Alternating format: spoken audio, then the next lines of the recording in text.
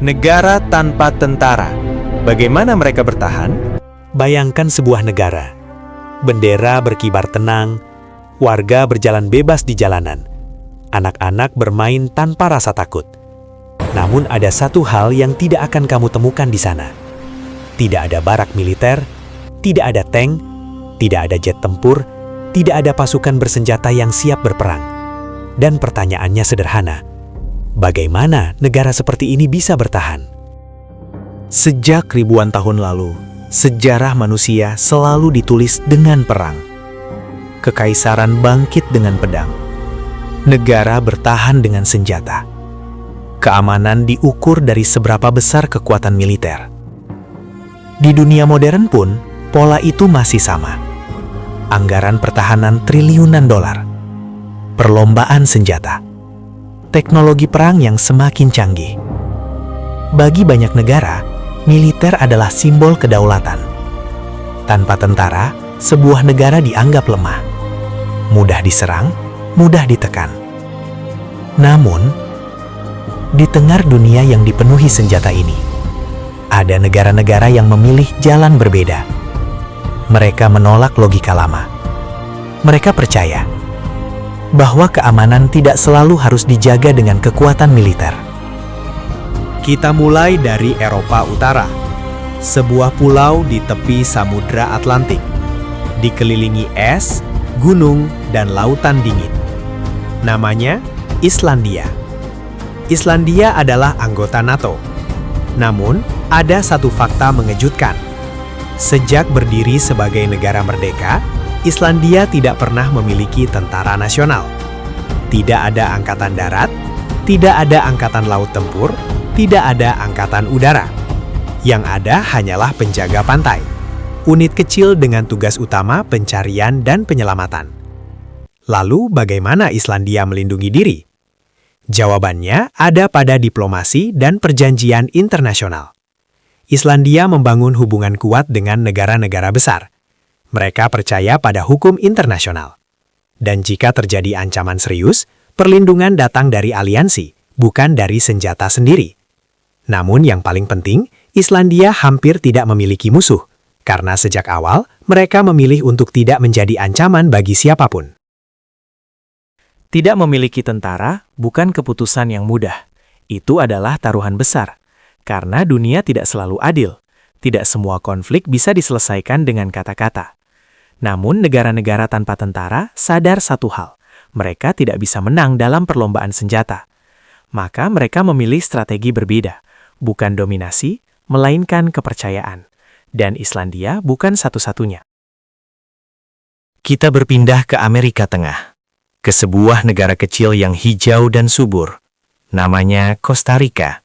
Pada tahun 1949, setelah Perang Saudara yang singkat namun berdarah, Costa Rica membuat keputusan radikal.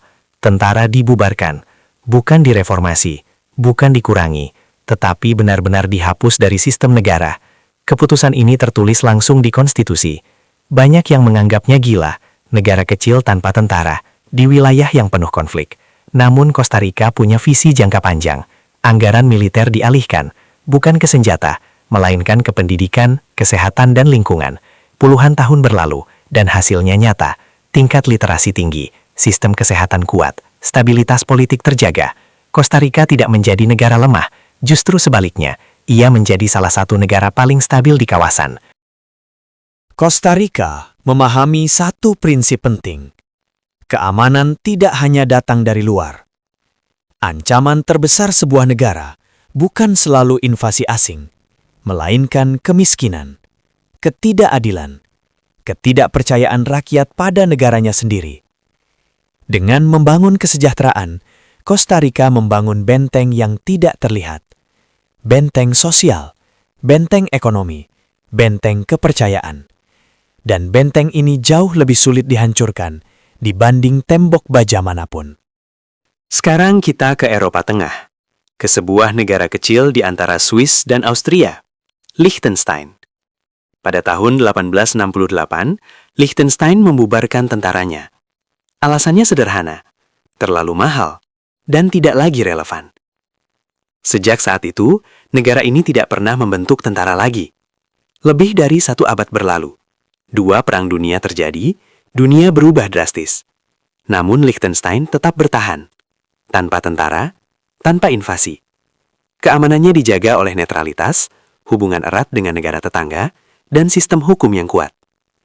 Liechtenstein mengajarkan satu hal penting, bahwa ukuran negara tidak selalu menentukan kekuatannya.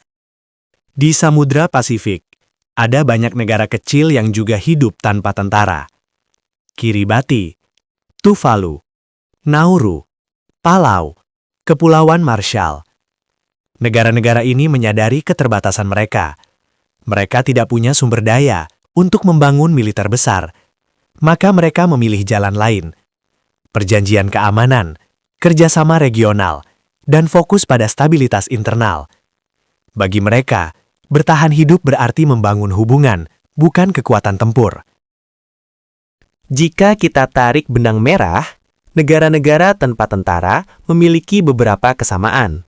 Pertama, diplomasi aktif. Mereka berbicara sebelum konflik muncul. Kedua, hukum yang kuat. Negara yang adil lebih sulit diguncang dari dalam. Ketiga, kepercayaan internasional. Mereka dikenal sebagai negara damai, bukan ancaman. Dan keempat, investasi pada manusia. Karena rakyat yang sejahtera adalah pertahanan terbaik. Jawabannya tidak selalu. Setiap negara punya konteks berbeda, letak geografis, sejarah konflik, ancaman regional. Namun, negara-negara tanpa tentara memberi kita sudut pandang baru, bahwa militer bukan satu-satunya jalan, bahwa keamanan bukan hanya soal senjata, dan bahwa dunia bisa dibayangkan dengan cara yang berbeda.